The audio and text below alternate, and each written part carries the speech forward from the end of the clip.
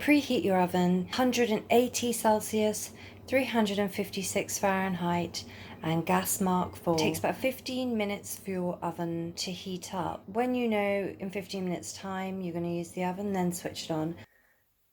So I've put my mixing bowl onto my scales, pressed on to bring it to 0. Sift in 250 grams of plain flour. If you just use a tablespoon and make a well, 150 grams of butter at room temperature,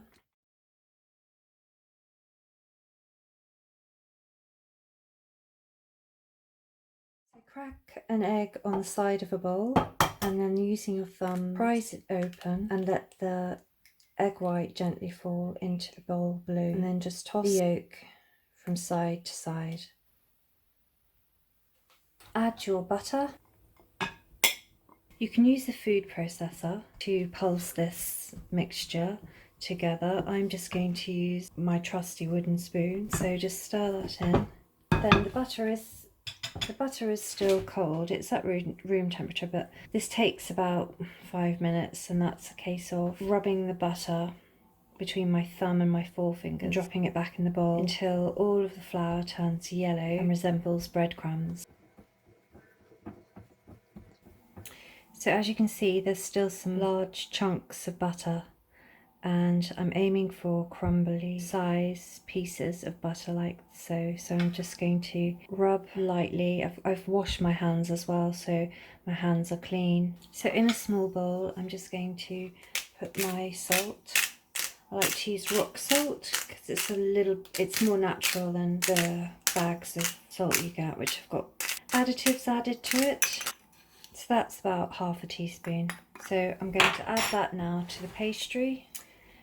Next, I'm going to add organic ground paprika, 1 teaspoon, then stir that in. 2 tablespoons of ice cold mineral water, then using a spoon just stir that in. Now I'm just going to turn it into a ball of dough. And it's not too sticky. It feels like it's just binding together very easily. If your dough does get too sticky, you can always add a sprinkle of flour to dry it out.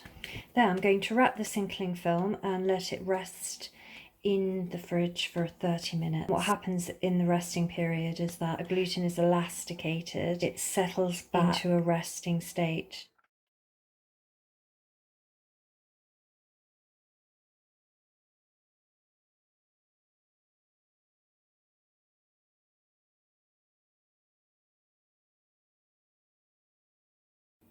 So I've got 1 organic tomato, 1 yellow bell pepper, and 1... Start with the courgette, so trim off each end, slice in half, slice down the middle on the flat part, and again in half, into 8s, turn it around.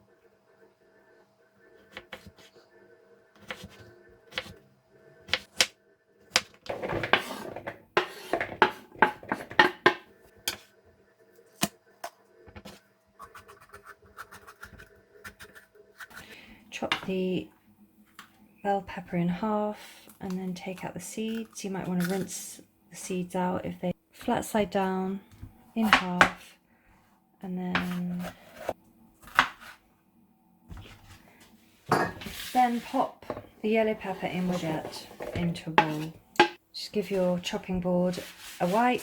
I'm using a bamboo chopping board today, which I'm really happy with. We're going to cut the tomato, so I'm using a knife with a serrated edge, which is the jagged type. Holding it steady, slice the tomato down into half, then into quarters, and then I'm going to take the seeds out.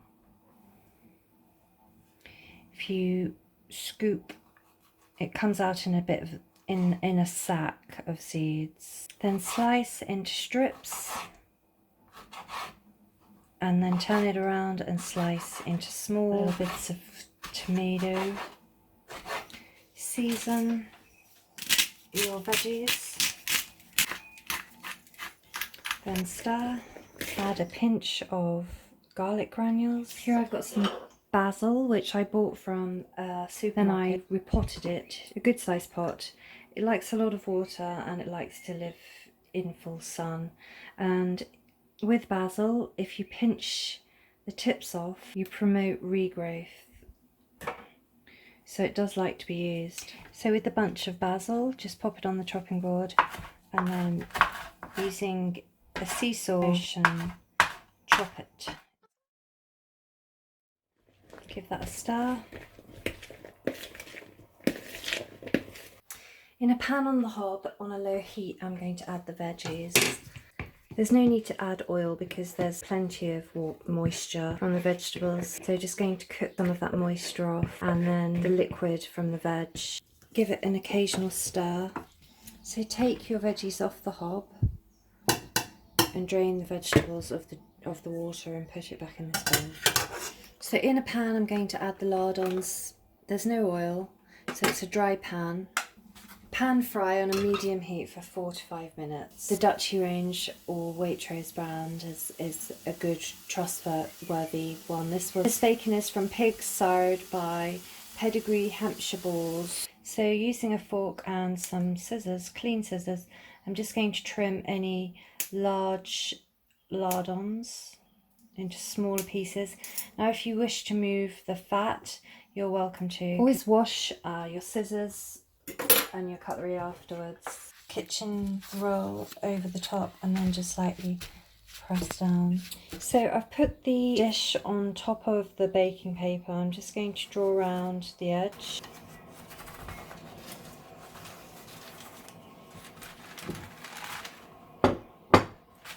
And then cut a circle out. I've cleaned these scissors with anti-bac. It doesn't have to be perfect.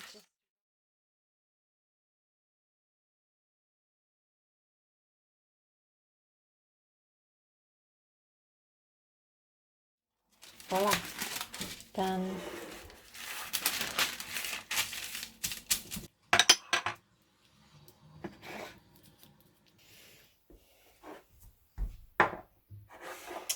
Flour my surface and then flour the rolling pin.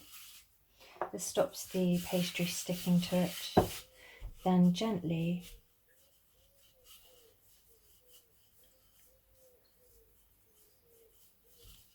begin to roll it out, and you can turn it between rolls. That paprika has made it a lovely marbled colour.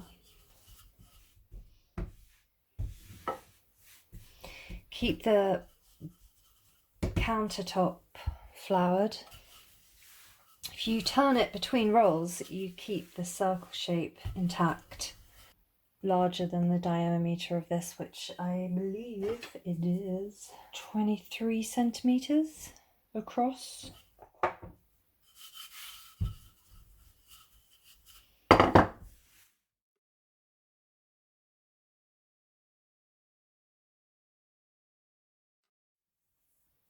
And carefully pick up the edge. Pop the rolling pin underneath. And gently use the rolling pin to pick up your pastry. And then this takes some practice. And then gently place over your dish. And it's okay if it crumbles because it can be easily stuck back together. If you think about the quiches you've seen in the shops, the edge of the pastry does just touch the top of the tin in comparison to a pie crust. Pie crust obviously goes over the edges.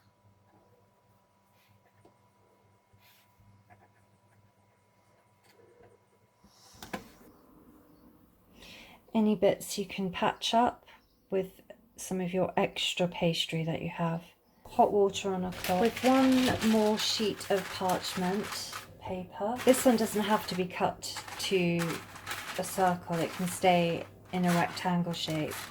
I'm just going to trim it down slightly.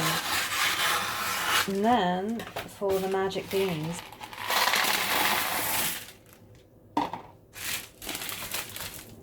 They're ceramic baking beans, and you can buy these online. Prevent blistering and shrinkage during baking. Heat resistant, reusable. This means that the pastry on the bottom cooks and then you don't get a soggy bottom. Just gently go around the edge and trim off the surplus baking paper. Pop it in the oven for 10 minutes and put the timer on.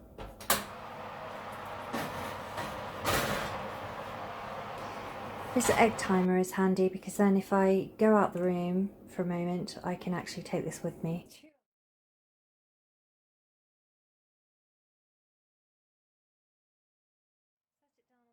Hob and leave it to cool. Don't touch these because they'll be very hot. It's been cooling for a few minutes, so now I'm just going to pick up either side of the baking paper and lift it gently and place it in this bowl. I'm going to let them cool down, wash them and pop them back into their storage container. So using a pastry brush, I'm coating the bottom of the pastry. This will seal it and stop the liquid of the quiche mixture seeping into the pastry and creating a soggy bottom. It's like weatherproofing for quiche.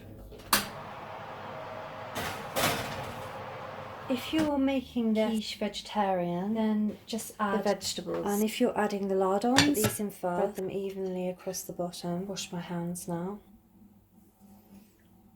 Just spread it evenly. I'm going to sprinkle over the rest of the vegetables.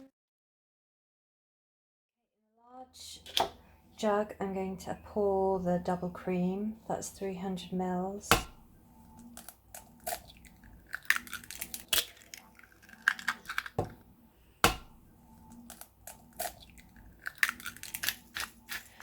Freshly grated pepper, and then give it a whisk.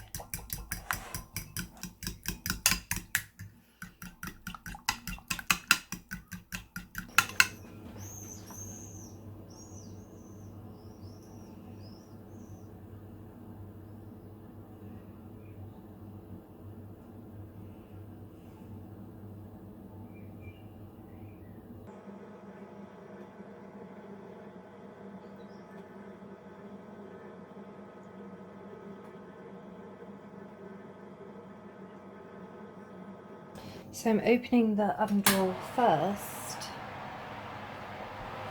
and then using both hands with the tray, gently placing on the top shelf.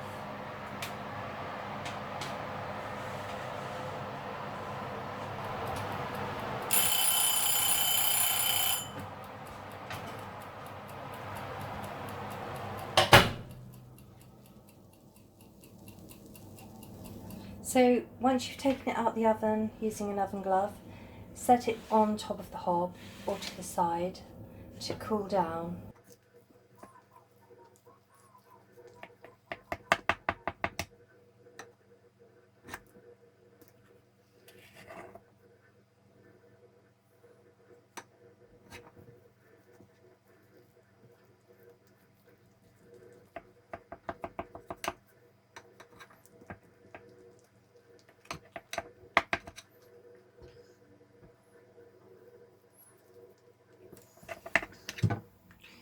Now for the taste test.